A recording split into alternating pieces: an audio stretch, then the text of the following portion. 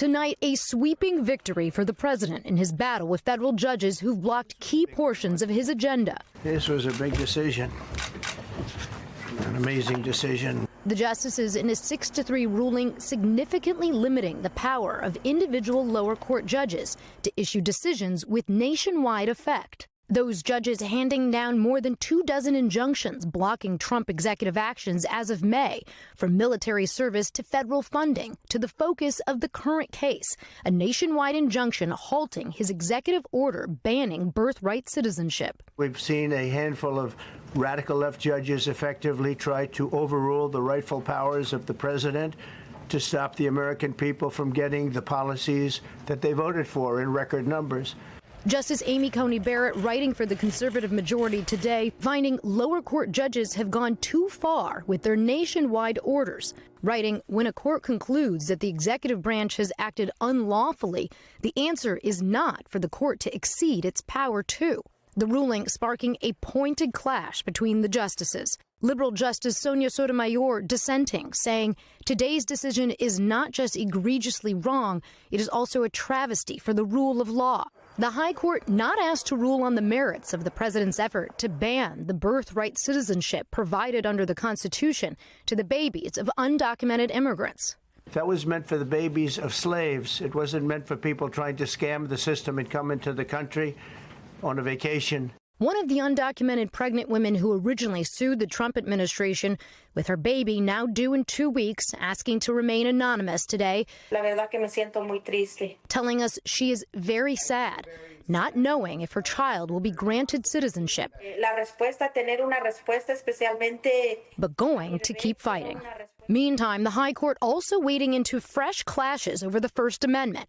The conservative majority finding Maryland parents are now allowed to withdraw their children from public school on days that books with gay and transgender themes are taught, and upholding a Texas law requiring the users of websites with sexually explicit material provide identification verifying they are over 18. And with that, Laura, Jarrett joins us now in studio. So, Laura, walk our viewers through what happens now with birthright citizenship. Yeah, Tom, we're already seeing some action in the lower courts tonight, people scrambling to try to get judges to agree with them that they still need nationwide relief under this decision, which means this is eventually going to end up right back at the Supreme Court, Tom. All right, Laura Jarrett first. Laura, thank you. Also tonight, President Trump tonight making an all-out push to pass his big, beautiful bill, canceling his weekend travel to work the phones. But can he convince enough Republican senators to get on board? Ryan Nobles has been tracking the fast-moving developments all day from the Hill. Tonight, new battle lines over what President Trump calls his big, beautiful bill.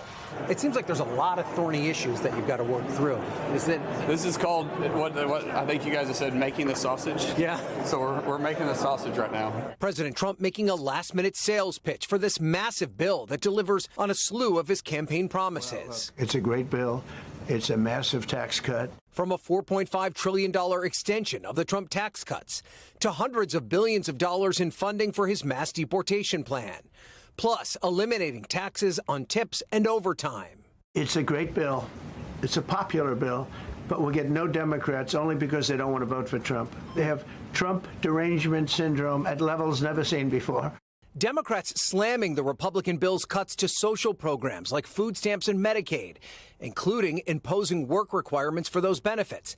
Democrats say that hurts vulnerable people. Of course Americans hate this bill. It steals their Medicaid. It jacks up their premiums. But tonight, it's Republicans that cannot get on the same page. North Carolina's Tom Tillis concerned about the impacts on rural hospitals. As we're moving and trying to make changes. Wisconsin's Ron Johnson telling us the bill does not cut enough spending. Is there any one particular thing that you're still fighting for at this point? President Trump said he wanted the Senate to make the bill better. I'd like to make it much better. Whatever the Senate passes must once again pass the House. We press Speaker Mike Johnson. Could they be surprised by what the Senate sends them back? Well, look, I haven't slept maybe 6 hours this week because I'm on the phone all the time with members. The vast majority of Republicans support this bill, and President Trump said that he's open to moving the July 4th deadline. The Senate could begin voting as soon as tomorrow. Tom? We thank you for watching, and remember, stay updated on breaking news and top stories on the NBC News app or watch live on our YouTube channel.